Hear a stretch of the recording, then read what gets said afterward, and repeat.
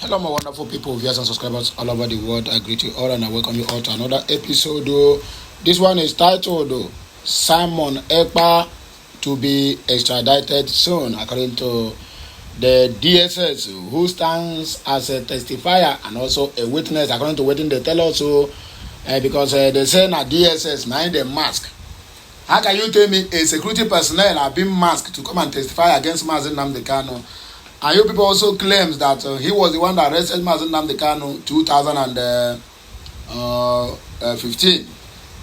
And yet, you mask him, a security personnel of that high level of office have been masked.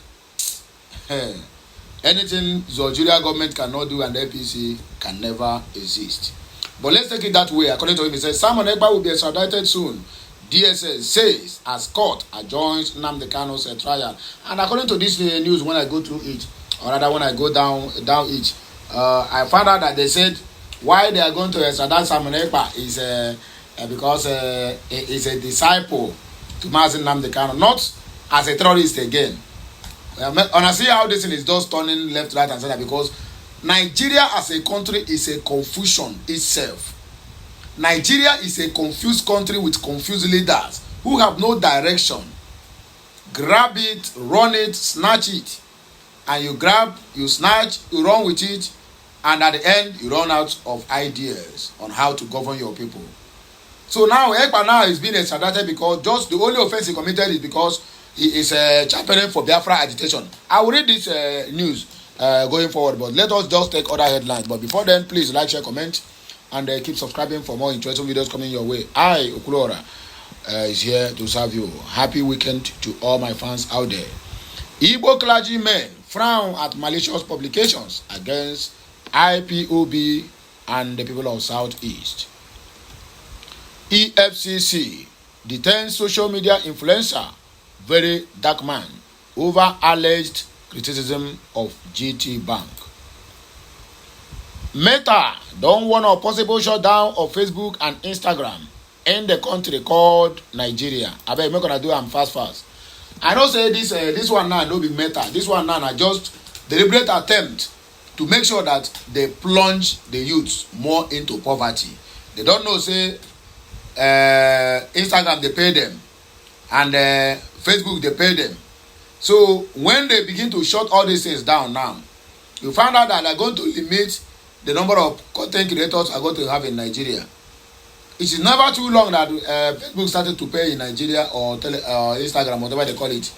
But now they want to shut it down because Nigerian government have taxed them to the extent that they are not even making profit in Nigeria again. So they decide to shut it down. They are not taxing them because they need money. They are taxing them, in other words, to force them to quit their service in Nigeria so that they are going to capture more youths into poverty using them during the time of election. That's exactly what they are doing. But when you talk now, somebody will come and tell you, you talk too much. Even when you are trying to analyze things, let them know exactly, because some people just like you just read without no meaning, no understanding, no dissection. Just continue reading. Okay. No other president has remembered the promise made to the Igbos after the war like Tinubu. Benjamin Carlo, the thunder that will fire you. I want to defend my future generation. Idiot. You remember the Southeast because he approved the Southeast Development Commission that never yielded any single kobo, never yielded any single income. But he never released Nnamdi Kanu, and you are praising him. The thunder that will fire you, In fact, anyway, I'm Kochagodo yourself. You end up online. That the thunder can never do you anything. But time will tell. I beg, let us go to the reason why we are here this morning. There's no time to waste. A prosecution witness on Friday informed the Federal High Court in Abuja that Simon Ekpa, a self-acclaimed disciple of Nnamdi Kanu, would soon be extradited from Finland to Nigeria to face trial over his involvement in the agitation for Biafra. Let me repeat this statement again. A prosecution witness on Friday informed the Federal High Court in Abuja that Simon Ekpa, a self-acclaimed disciple of Nnamdi Kanu, will soon be extradited from Finland to Nigeria to face trial over his involvement in Biafra agitation, not over his involvement in terrorism, treasonable felony, destruction of lives and property, but because he is agitating for Biafra, a confused people with a confused nation and a confused leaders. The witness identified as PWAAA, a Department of State Service operatives, who arrested Nnamdi Kanu in Lagos Hotel in 2015, disclosed this during cross-examination by Kanu's lead counsel, Chief Kanu Agabi, SAN. PWAA's real identity was withheld for security reasons, a DSS for that matter. The witness confirmed that no weapons were found on Kanu or the woman arrested alongside him. However, he claimed that the nature and volume of the materials recovered, including electric gadgets and documents linked to the indigenous people of Biafra IPOB, could suggest intentions beyond ordinary use. Although the items may not be offensive on their own, the intention behind them could be, he said. He also told the court that he did not personally analyze the recovered items, stating that his role was limited to effecting Kanu's arrest and obtaining his statement. Earlier, the federal government tendered a list of items retrieved from Kanu during his arrest, which were admitted by the court as exhibits.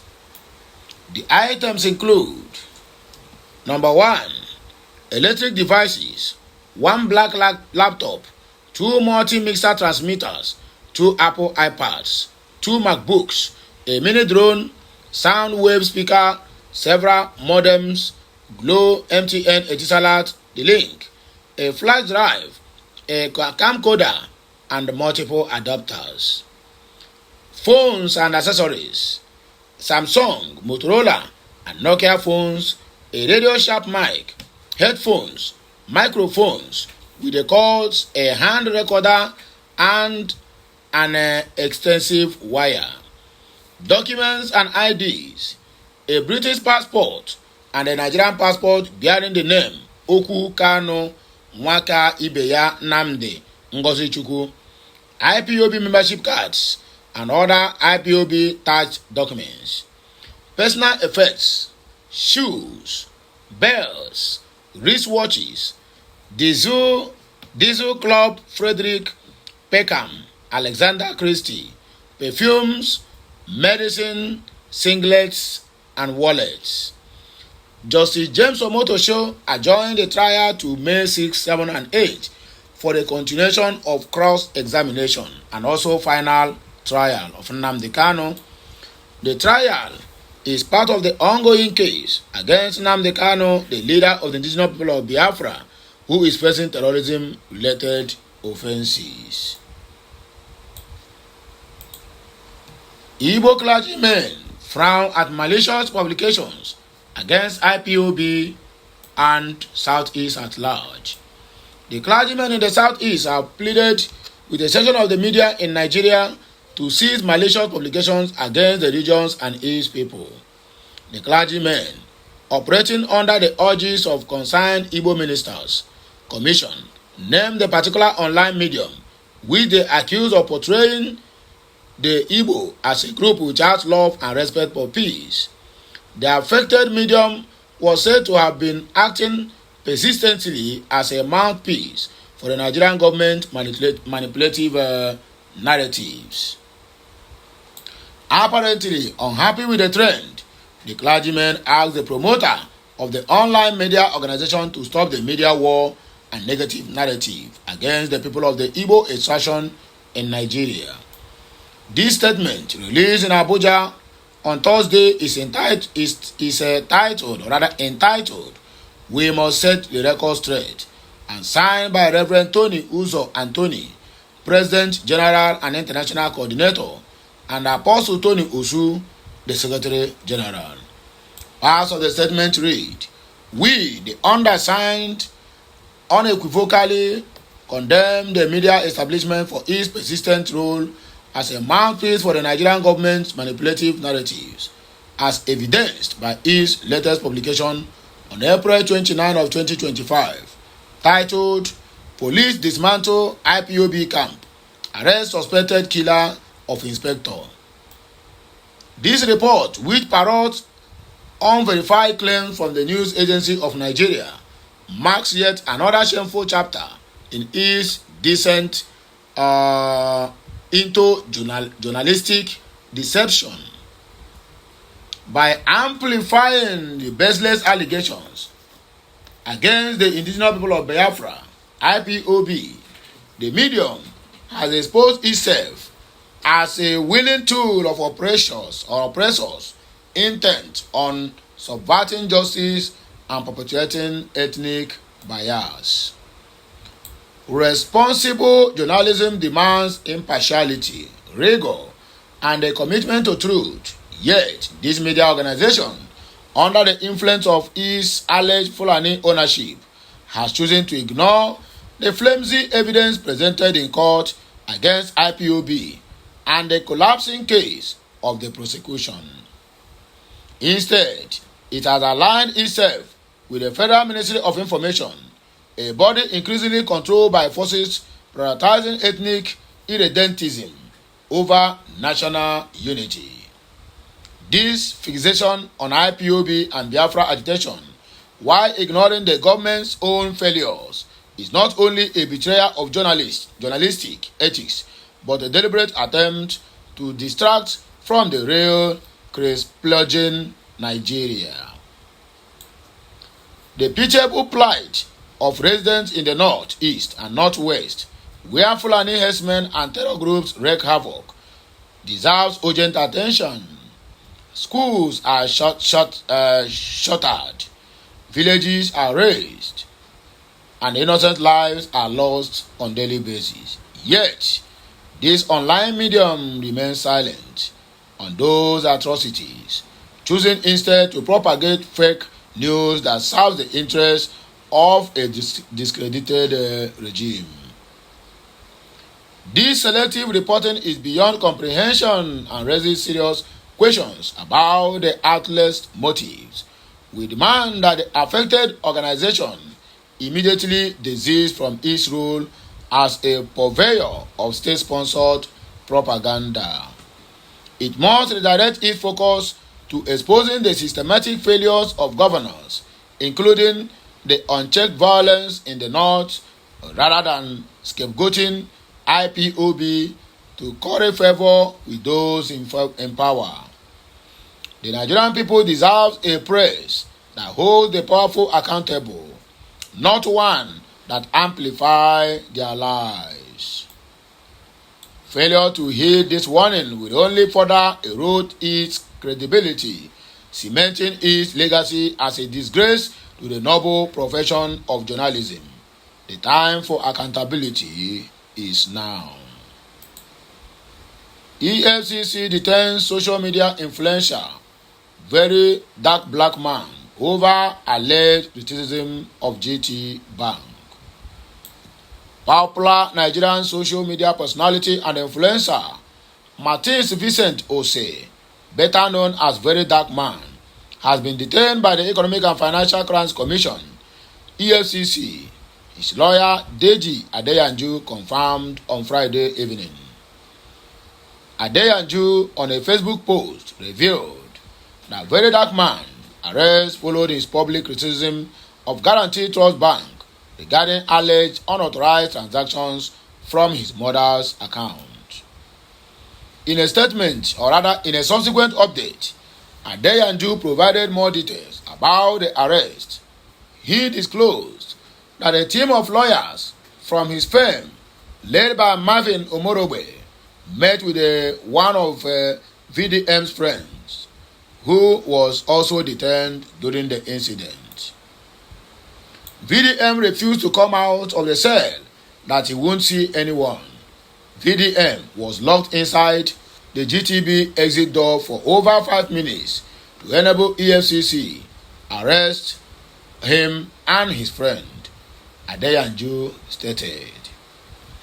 The lawyer further expressed his intention to take legal action against GTB, claiming that their treatment of VDM was inhuman. Adeyanju vowed to pursue legal recourse for what he termed as unjust treatment towards his client, stating, "We will be taking legal action against GTB for the inhuman treatment meted out to his client." Nigeria News report that this comes hours after the Post claimed that VDM had been arrested by the Nigerian police in Abuja. Meta warns of possible shutdown of Facebook, Instagram in Nigeria.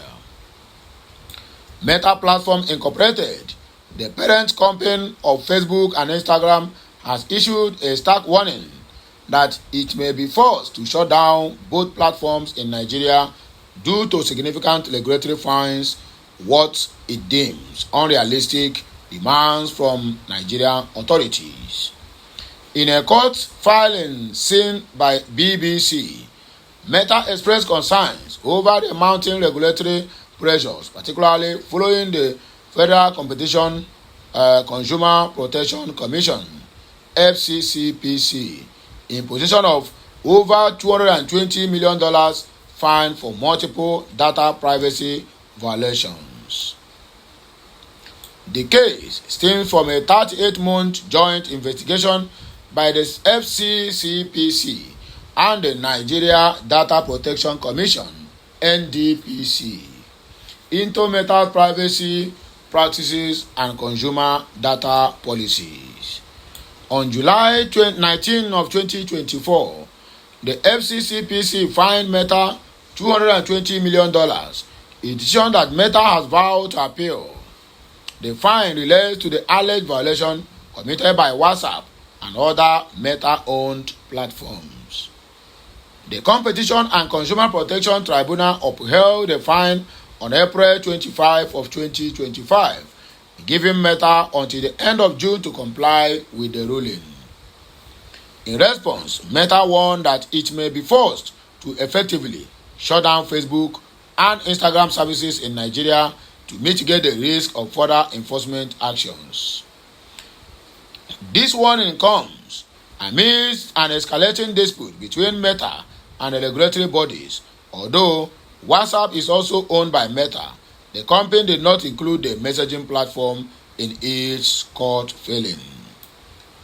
Nigeria News report that the primary grievance Meta raised pertains to the NDPC's interpretation of Nigeria's data protection laws, according to the petitioner. No other president has remembered the Igbos, or rather the promise they made to the Igbos since after the war, like Tinubu did. Benjamin Nkalo, the Deputy Speaker of the House of Representatives, has promised Bola Ahmed Tinubu that the Igbos will deliver 70% votes in the 2027 general election. According to him, no president has remembered the promise made to the Igbos people after the war like Tinubu has done in recent times. Carlos said this in a statement issued by his chief press secretary, Livinusu Nwabo Ogo, on Friday. His assessment that Tinubu has fulfilled the promise of rehabilitation, reconstruction, and reconciliation made by the military regime of Yakubu Gowon with the creation of the Southeast Development Commission.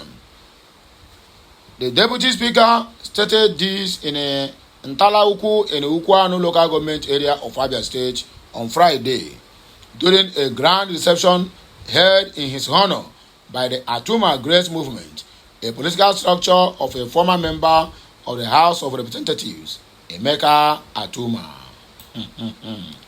While I know they finish.